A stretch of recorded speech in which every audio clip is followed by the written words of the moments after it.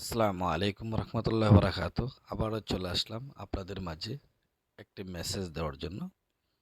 কারণ সামনে প্রচণ্ড শীত, আর এই শীতের সময় বুঝতেই তো পারছেন কি কি ধরনের মাল এবং কি কি ধরনের প্রোডাক্টটি বেশি মার্কেটে হিউজ পরিমাণ চলে।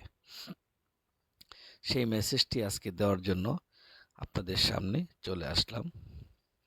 এবং যারা আমার চ্যানেলটিকে সাবস্ক্রাইব করেননি, এখনই অতি দ্রুত আমার চ্যানেলটাকে সাবস্ক্রাইব করে অন্যজনকে দেখার সুযোগ করে দিবেন এবং বেশি বেশি করে শেয়ার করে বেকার যুবকদের কাছে আমার এই মেসেজগুলো পৌঁছে দিবেন, যারা নতুন উদ্যোক্তা হতে চান। যে কোনো বিষয় নিয়ে আগে কি কি প্রয়োজন এবং কোন টাইমে কি কাজগুলা করতে হয় এবং আপনার শীতের সময় কি মাল বানাতে হয় এবং গরমের সময় কি প্রোডাক্টটি বানাতে হয়। তো বাট আপনাদের সামনে এই কথাগুলা প্রকাশ করার জন্য আজকে এই আমার ভিডিওটি, এই যে দেখতেই পাচ্ছেন, এটা হলো গরমের সিজনে এই মালগুলা খুব হিউজ পরিমাণ চলে।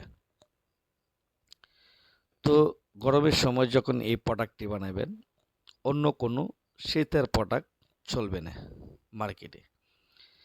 তো এই বিষয়গুলো যদি আপনারা অবগত না থাকেন, তো ফ্যাক্টরি চালাইতে অনেক কষ্ট হয়ে যাবে আপনাদের। সো সবসময় বোঝাইতে চেষ্টা করি নতুন উদ্যোক্তা এবং পুরান উদ্যোক্তা মগজলে যারা ফ্যাক্টরি চালান, যারা এই প্রোডাক্টটির সাথে জড়িত আছেন। বেশিরভাগই ঢাকার চেয়ে অধিকাংশ অনেক ফ্যাক্টরিগুলোই বাহিরে চলে গেছে, দেশ গ্রামে মগজলে।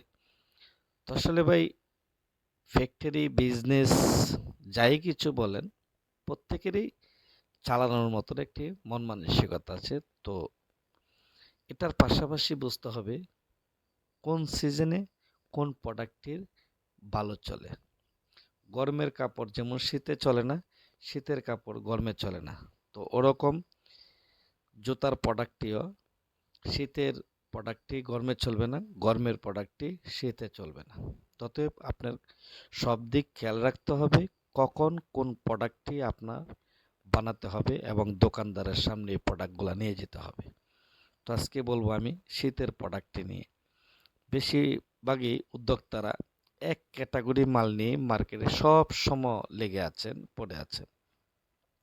ভাই, একটি মাল তো আপনি বানানো মুখস্থ হয়ে গেছে, ক্যাঙ্গারু যেটা মাল বলছি আমি। তো এই ক্যাঙ্গারু মালটা তো আপনি যে কোনোভাবে আপনি বানিয়ে আপনি দোকানদারকে দিচ্ছেন, দোকানদার নিচ্ছে আপনার কাছ থেকে।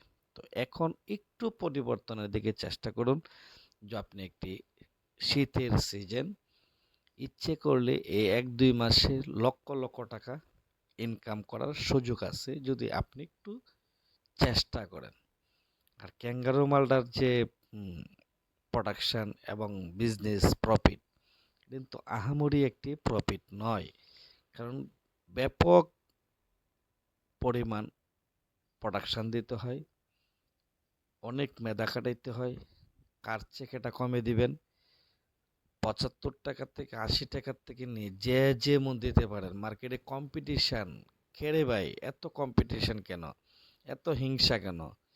আপনার মালটা আপনি কিভাবে মার্কেটে ভালো করে দোকানদারকে দিবেন এবং দোকানদারের কাছ থেকে কিভাবে প্রফিট নেবেন এবং দোকানদারের কাছে কিভাবে বেশি দামে বিক্রি করবেন, আপনি চেষ্টা করুন।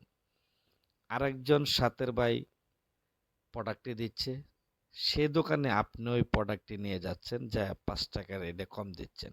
বা এটা তো আপনার ক্ষতি আপনি করলেন। একজন দোকানদার ভাই কিন্তু আপনার কাছে কখনো 10 টাকা বিক্রি করে পরে আরেকজন কাস্টমার গেলে তার কাছ থেকে 15 টাকা কম নেবে, কখনো কিন্তু তার প্রফিট ছাড়া আপনার কাছে জুতা বিক্রি করবে না।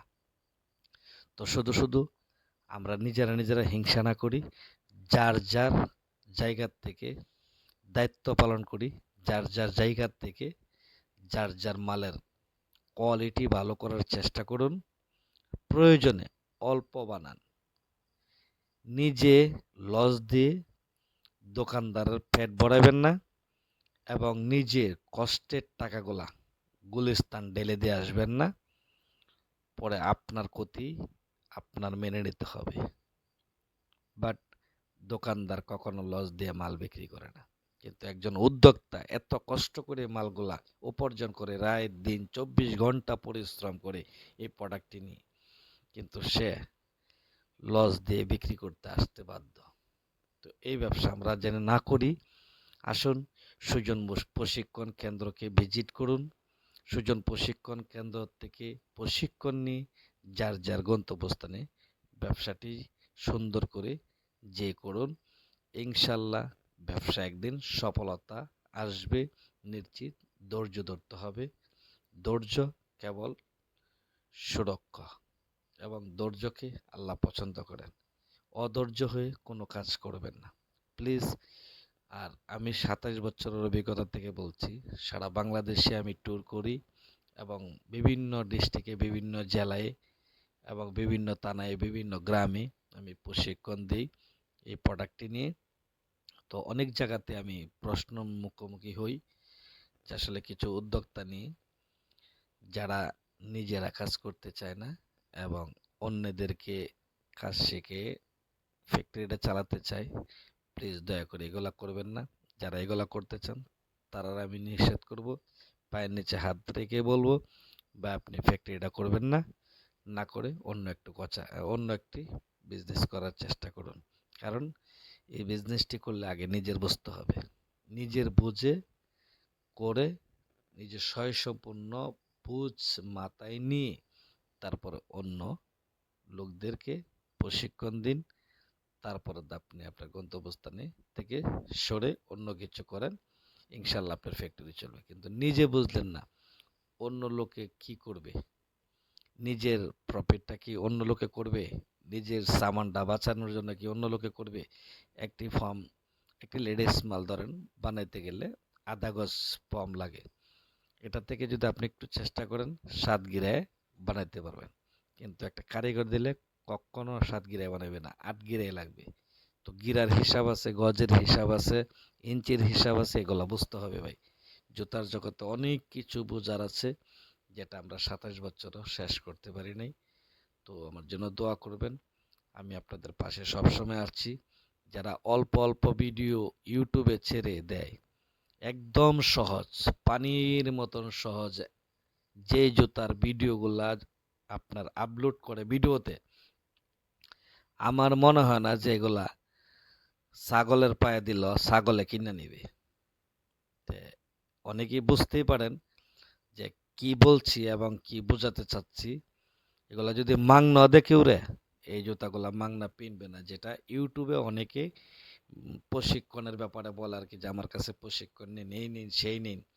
আসলে দেখবেন যে আপনি একজন ভালো উদ্যোক্তা যদি হন, ভালো মেধা যদি হয়, তাহলে আপনি মোবাইলের থেকে বের করে দিবেন একটি সুন্দর প্রোডাক্ট যেটা মার্কেটের হিউজ পরিমাণ চলছে। অনলাইনের জুতাগুলো দিবেন না, যেটা রানিং মার্কেটে চলছে। বাবর আছে, রানার চয়েস আছে, তার মধ্যে ব্যাপারী আছে, অনেক উদ্যোক্তা আছে। এফএক্সের লুটন ভাইয়ের কিছু স্যান্ডেল দিবেন যে আমার এই জুতাটা একটু বানায় দেখান আপনি, তাহলে বুঝবেন কার ব্যাটাগিরি কতটুকু। তো সবাই আমার এই মেসেজগুলা বেশি বেশি করে শেয়ার করবেন। প্রতিটি ইয়াং জেনারেশন বেকারদের কাছে জানি পৌঁছে যায় এই মেসেজগুলা দেখে জানি যে কোনো উদ্যোক্তা হতে পারে এবং সাহস রাখে। আমি আপনাদের পাশে আছি অল টাইম। যে কোনো টাইমে ফোন দিবেন, ইনশাল্লাহ আমার যতটুক আমার জ্ঞানে ধরে আমি ততটুক আপনাদেরকে পরামর্শ দিব ইনশাল্লাহ। কোনো টাকা লাগবে না পরামর্শ দিলে। হ্যাঁ, সুজন প্রশিক্ষণ কেন্দ্র থেকে প্রশিক্ষণ নিয়ে তারপর আপনি গন্তব্যস্থলে যান, আমি সে আশাই করব। তো সবাই দোয়া করবেন। আসসালামু আলাইকুম।